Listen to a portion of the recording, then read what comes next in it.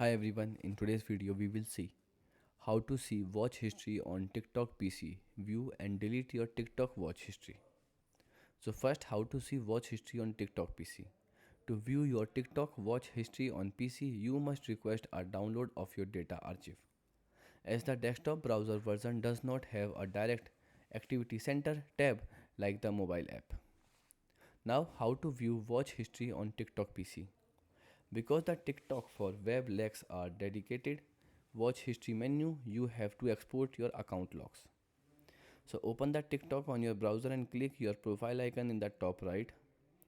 Now click settings from the drop down menu.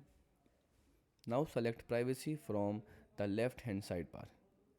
Under the data section, click download your data. Now select TXT, text or JSON for the file format, then click request data. The TikTok takes up to 4 days to process this. Once ready, download it from the downloaded data tab and open the zip file and look for the text file named video browsing history. Now, how to delete your TikTok watch history. You cannot directly delete your watch history from a PC browser.